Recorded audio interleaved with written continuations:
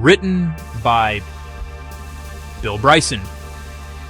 Long ago, when the world was still new, winter was a frightening thing.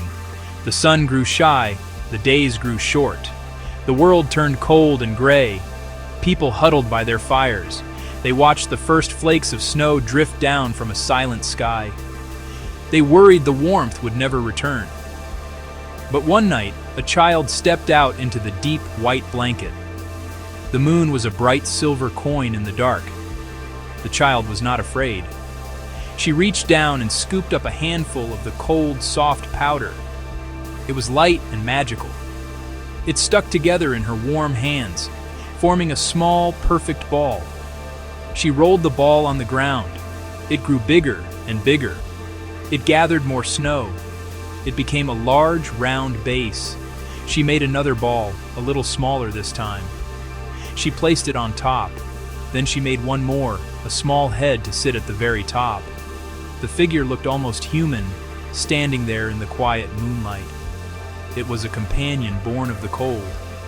The child found 2 dark stones for its eyes. She found a small, broken twig and gave it a smiling mouth. To find the first real clues, we must look not in the snow, but in old books. The earliest known depiction of a snowman is a surprise. It is not in a grand painting. It is not in a royal decree. It is found in the margins of a book from the year 1380. This book, called A Book of Hours, was a collection of prayers. Tucked away at the bottom of a page, a bored or playful scribe drew a small, curious figure. It was a simple snowman. It had a hat. It had a slightly grumpy expression. It looked a little bit like it was melting. This tiny drawing is a wonderful window into the past. This little drawing tells us something important. Piero de' Medici had an idea. He summoned a young, promising artist to his courtyard. That artist was Michelangelo, not for a marble statue, not for a grand fresco. It was to build a snowman. Imagine a snowman by Michelangelo, a masterpiece of frozen art, defined muscles, a noble posture, an expressive face. But like all snowmen, it was temporary. It melted away.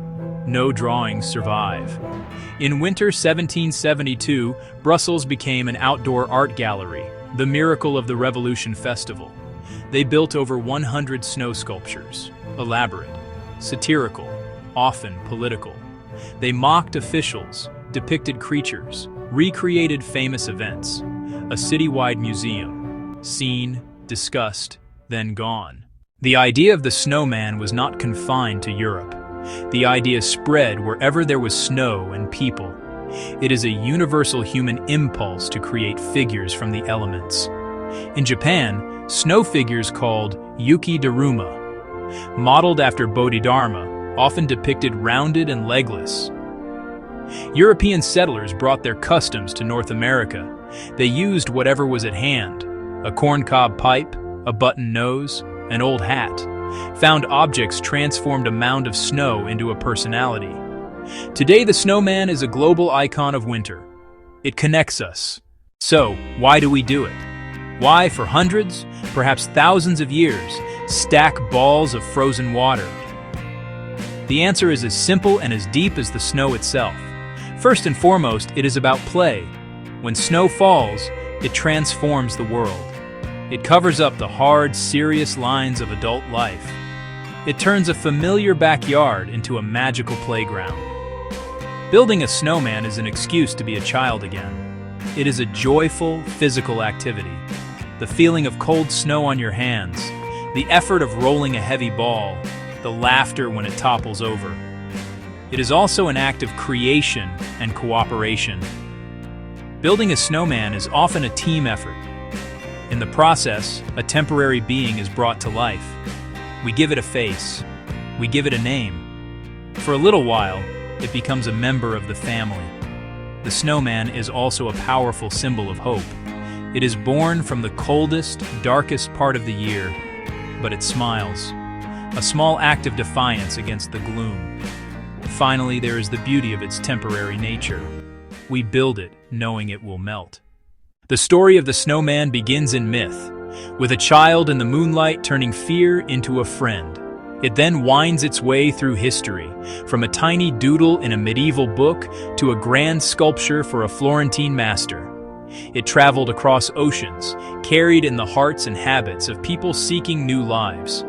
It adapted to its surroundings. Coal in one place and a corncob in another. From the Yuki Daruma of Japan to the classic figure in America, it has worn many faces. The snowman is a perfect blend of myth and fact. The myth is the feeling, the fact is the proof. Together, they tell a complete story. The snowman is not an invention.